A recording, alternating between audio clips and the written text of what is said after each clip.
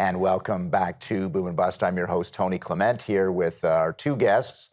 First, we have Peter Lang. He is the president of Dunedin Energy Systems Limited. We also have with us today David Robinson. He is very involved in the Hydrocarbon Combustion Solutions Inc. I think I got all the words there. So I guess what I'm interested in is kind of next stage. We'll have a kind of a two-parter for both of you gentlemen.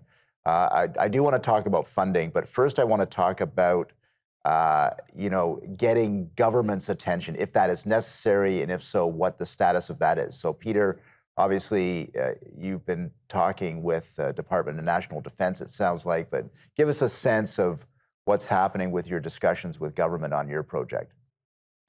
Yes, getting government attention has been difficult. I've attended many conferences, and especially I go across the north, the Arctic. I've spoken in Inuvik and Iqaluit and North Yellowknife and other locations. They're quite interested in any solution that will work for them in the dark season, as they call it.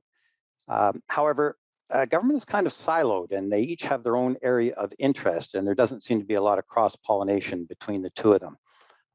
That said, interest hasn't been zero, but it has not resulted in the sort of sustainable funding that we need to keep this going. Gotcha. Okay.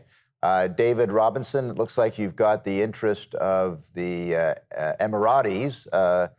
Tell us a little bit more about your engagement with the Canadian government. At this point, again, the same issue that Peter has mentioned. It's a challenge to get the attention and traction with the federal government or the provincial governments. They all have funding programs that are targeting carbon capture and CCUS now. You may be aware that there's a 50% investment credit that's being allowed now for expenditures on this. That's really galvanized the emitter community. But it is difficult because you need to get the corporate sponsorship committed in order to get the matching funding from the government funding sources. So it's a bit of a jigsaw puzzle. And unfortunately, if we don't act on this opportunity is going to be attracted to a safer location in a different country. Yeah, so let's delve a little bit more deeply into financing. David, stick with you for a second. Funding obviously is always an impediment for these early stage issues. Where would you find funding for this, do you think? Well, there's a number of groups that are corporate sponsors potentially, and we've had Japanese groups reach out to us. We've had good discussions in Canada with the oil sands producers and with the power producers and one petrochemical plant.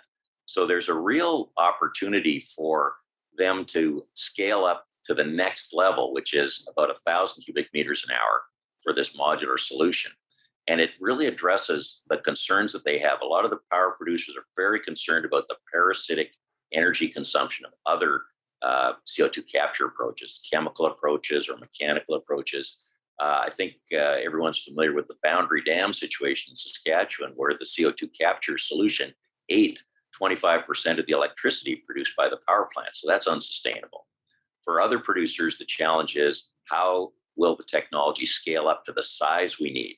And that's the beauty of this one. It's elegantly simple, literally a pressure differential across a membrane. It reminds me of the days of smog in the 1980s, where they said, well, here's a catalytic converter. And this is almost a similar approach. Interesting. Peter, where are you looking for support and for funding? Tony, it's very critically important that the government take an interest in this because of the very small size of our power unit. It is very hard to make an economic case for it to attract early stage private funding.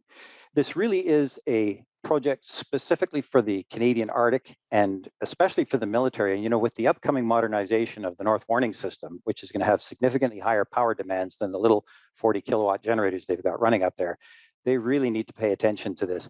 I think it's also particularly important for the military to pay close attention because for the civilian application of this, and there is broad civilian application in all of the little communities up there, I have had more than one or two people from the north, Inuit, that have said, we look very favorably on what the military does here. And I don't see them getting ready acceptance in the civilian community until we've seen the military do it first. He was quite adamant about that. Interesting. So that's why you're focusing in on the military applications. That makes a lot of sense to me. We're going to continue with our discussion with these very important topics and these Canadian innovations with our guests after a little bit of a break. We'll be back after the break. Please stay with us.